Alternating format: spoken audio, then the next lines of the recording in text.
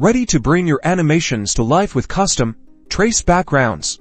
Let's dive into how to achieve that in Adobe Animate. First, open Adobe Animate and either create a new project or open an existing one, then go to File and select Import, choosing Import to Stage. Browse and select the image you want to trace. This works best with images that have clear lines and distinct areas. Then, click Open to import your chosen image onto the stage. Now, select the image on the stage with your image selected.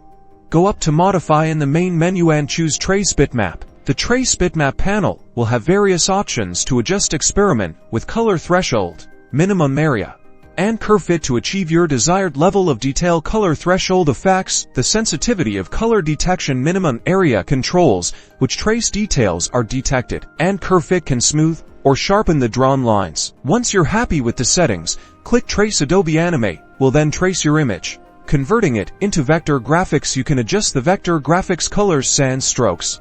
Now you can manipulate it like any other element in your project. You can also break it apart and modify pieces of it. Use these new details to create exciting backgrounds for your animation.